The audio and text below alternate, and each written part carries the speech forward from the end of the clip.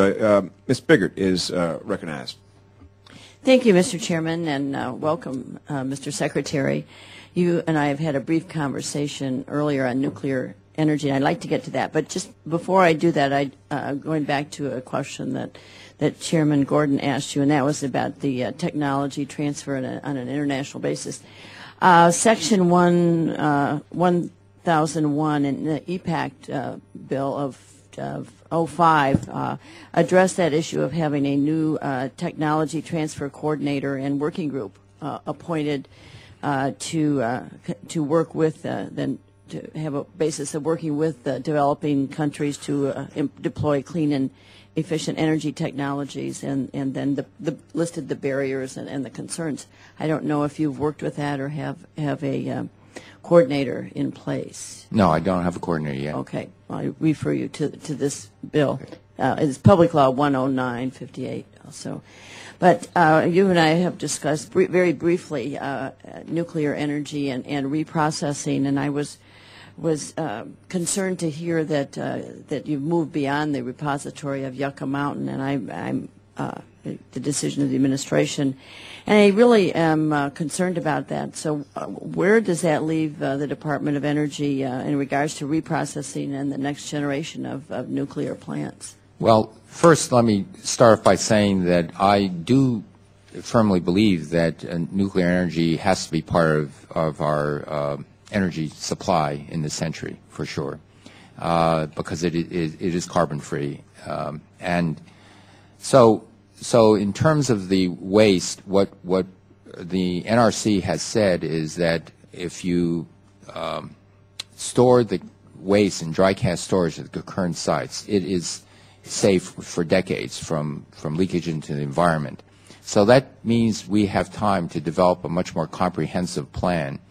I am working, I know the Senate has already begun to talk about this, and we have independently, but would like to work with Congress in this to put together a very blue ribbon panel of experts, of technical experts and wise people who can help us devise recommendations for a plan that actually, a comprehensive plan and a fresh look at how we can store nuclear waste and eventually dispose of it. The whole Yucca Mountain issue is the landscape has changed over the 25 years when this first started. The conditions for first it was started as 10,000 years and it had to be retrievable. Then appeals court ruling said no, if science says it could, the leak out rate could extend to 1 million years, then so be it. Then it should be 1 million years and yet still be retrievable. That's a tough. So the conditions changed, and so I would like a committee to say, okay, let's look at a fresh look at the things and what's our best strategy for moving forward in nuclear power. Well, President Carter shut this down, what, 25, 30 years ago, and that really has set the U.S. back on nuclear energy. But over the past 30 years, our national labs have been conducting research on Yucca Mountain, and your laboratory was part of that, many of the scientists, and it really has some of our, hundreds of our best scientists and engineers have been working on this, and it just seems like this is such a setback. And this research has been incorporated into the Yucca Mountain license application, which is now before the NRC.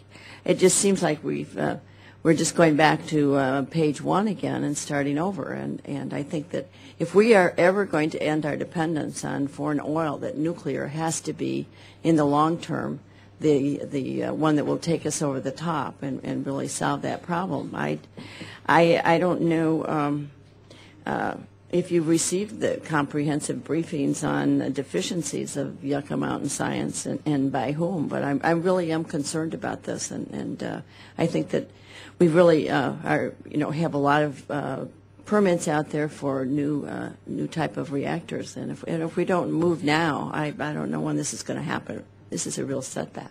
Well, I do share your feeling that we do not want to start the restarting. I want to see the restarting of the nuclear industry in the United States. So, the goal that you and I both share. The other thing is that I fully intend to fund research in developing recycling methods that are proliferation resistant.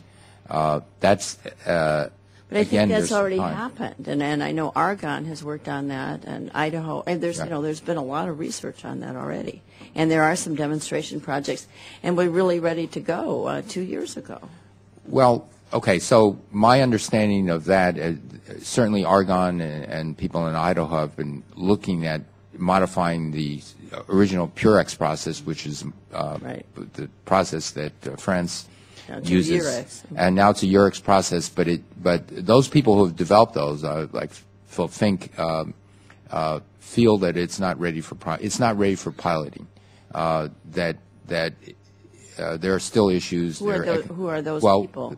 Those people are people like Phil Fink. He used to be at Argonne. He's now in charge of that program in Idaho. I think he's very, very knowledgeable. Those are people who I do have a lot of trust in, and they are saying that we need to do more research before we build pilot plants. Thank you. And Ms. Giffords is recognized.